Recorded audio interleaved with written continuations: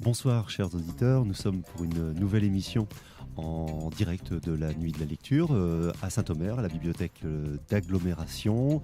Je suis en compagnie de Sandrine Langlais. Sandrine Langlais, bonsoir. Bonsoir. Alors on dit bonsoir parce qu'il est quand même Quelle heure est-il 21h23 précisément. On n'a pas vu le temps passer. On n'a pas vu le temps passer. Magique. Pour cette Nuit de la Lecture. Alors, vous êtes représentante de Mots et Merveilles. Oui. Alors, une librairie bien connue sur Saint-Omer, qu'on ne présente plus, rue des Clouteries à Saint-Omer. Vous avez un stand aujourd'hui pour la Nuit de la Lecture. Oui, C'est très vert. c'est très vert. C'est la consigne. C'est la couleur, effectivement, Voilà. de ce La soir. thématique. Quels sont les ouvrages, quelles sont les thématiques que vous avez aujourd'hui envie de présenter sur votre stand? Alors, les ouvrages que nous avons apportés ont ce point commun de la verdure, Oui. puisque voilà, la contrainte très ludique, avouons-le quand même, était de rester dans l'esprit du vert. Donc les livres sont verts, ils sont tous verts. Alors, c'est Voilà. pas très radiophonique, mais moi, je vois le Oui, stand oui, du c'est coin de vrai. l'œil. Effectivement, il n'y a pas beaucoup J'ai du d'ouvrages mal à vous le prouver, mais qui ne soient pas verts. Ouais, c'est Ouais. vrai, voilà. Donc effectivement pour une unité visuelle et sur le fond, sur la thématique, le contenu, ce sont des ouvrages aussi sur la nature, sur l'environnement, le bien-être, les arbres, voilà.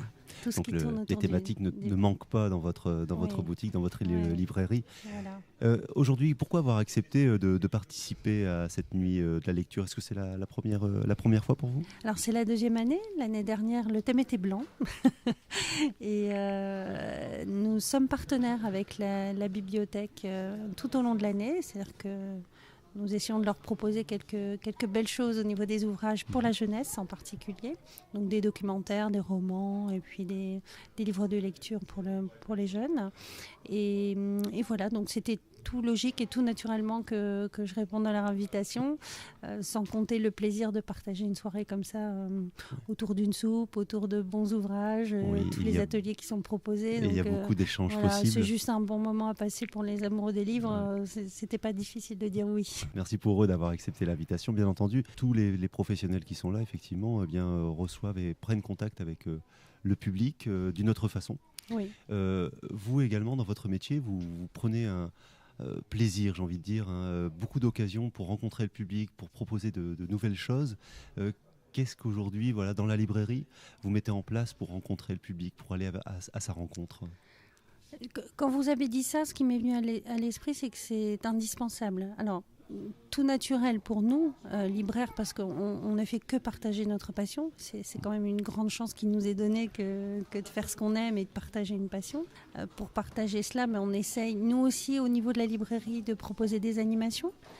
Donc, ce sont par exemple des ateliers. Pendant toutes les vacances de février, on va proposer un programme très riche avec des ateliers créatifs autour des livres toujours, mais voilà, vraiment très très variés. D'accord. Donc c'est notre manière de venir au contact des lecteurs, quoi. Et puis après, il y a quelques fidèles aussi qui connaissent le chemin et qui viennent nous voir régulièrement. C'est nécessaire aujourd'hui d'apporter un plus, d'être innovant, j'ai envie de dire. Oui, rentrer en contact. j'allais effectivement y venir. C'est nécessaire parce que tout le monde ne va pas spontanément vers les livres, ça c'est une chose. Et puis nous avons la concurrence quand même des ventes en ligne. Oui. Là effectivement la plus-value, entre guillemets, la petite différence c'est qu'on est là pour conseiller les lecteurs. Accessoirement nous avons lu les livres. Oui, oui. Ça souvent les gens s'en étonnent, ils me disent mais vous avez lu tout ça? Oui, on essaye de lire au maximum pour apporter justement cet éclairage sur le contenu des livres et partager ce qu'on a aimé ou moins avec les lecteurs. Et pouvoir Ouais. apporter vraiment un conseil personnalisé. Mais voilà, c'est ça, un plus par rapport au contenu du livre. On connaît le métier de libraire en tant que client. Hein. Ceux qui nous écoutent ne sont pas à leur première visite de librairie. Mais qu'est-ce qui se cache alors lorsque vous ne voyez pas les clients, qu'est-ce qu'il y a derrière le métier de libraire? Quel est le travail, je dirais, souterrain ou dans l'ombre que vous faites? Les autres tâches, Oui. vous voulez dire Ce qu'on ne voit pas. Contrairement à ce que pense ma grand-mère, non, on ne lit pas un livre dans un coin quand il n'y a pas de lecteur dans la librairie. Effectivement, c'est une idée reçue. Il y a un nombre incalculable de choses, c'est ce qui fait la richesse aussi de ce métier.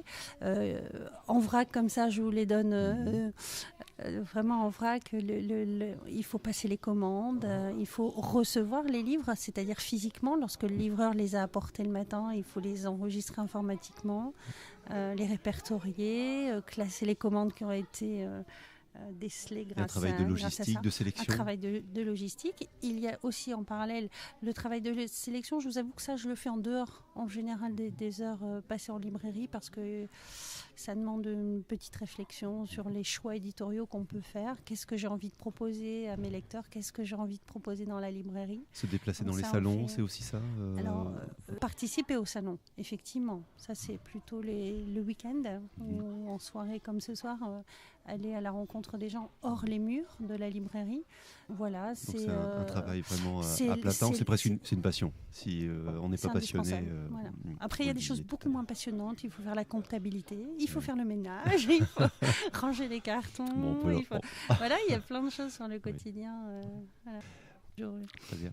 Un ouvrage peut-être de l'année, celui que vous avez en tête, qui a marqué peut-être votre année, l'année de l'édition 2018-2019 dans le secteur jeunesse. Alors, dans le secteur jeunesse, j'ai une tendresse très particulière pour Captain Rosalie. C'est un petit ouvrage d'un auteur jeunesse connu de tous, qui est Timothée de Fontbelle, qui s'est fait aider par contre aux illustrations. Et c'est un très très joli livre sur l'absence, sur la guerre aussi malheureusement, parce que le papa de l'héroïne est parti à la guerre, et aussi sur le pouvoir magique de la lecture. D'accord. Bah, écoutez, ça, c'est très, très joli. Je vous invite à lire. C'est émouvant.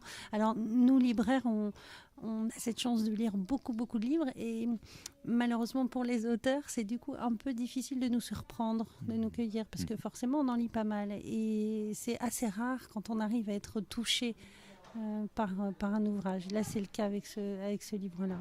Bien, écoutez, votre présentation donnera envie, je pense, à nos auditeurs à découvrir cet ouvrage. Sandrine Langlais, je vous remercie d'avoir accepté notre invitation. On vous retrouve quasiment tous les jours dans la rue des Clouteries. On est là tous les jours. En ce moment, on n'est pas là le lundi. Mais c'est exceptionnel. C'est une période un peu plus calme en janvier, donc on n'est pas ouvert le lundi, mais tous les autres jours, on est là. Voilà, donc on vous donne rendez-vous, bien entendu, chez Mots et Merveilles. Avec Sardine et Magali. D'accord, c'est noté. Donc rue des Clouteries. Un prochain un événement, un rendez-vous que vous organisez, auquel vous voulez un festival inviter. D'animation pendant les vacances là, de février. On est en train de concocter un programme qui est très très chouette. Très bien. Écoutez, des animations autour des livres. On reste en écoute. Une page Facebook, site internet? Absolument, les deux, mon capitaine. Et donc il suffit de taper dans nos moteurs de recherche préférés, Mots et Merveilles. Mots et Merveilles saint-omer.com pour le site internet. Et puis la page Facebook, Mots et Merveilles, tout simplement, très accessible. Eh bien, on y court et on va cliquer. Merci à vous. Merci Sandrine Langlais. Merci. Bonne soirée et bonne nuit de la lecture. Et bonne lecture, oui, bien sûr. Au revoir.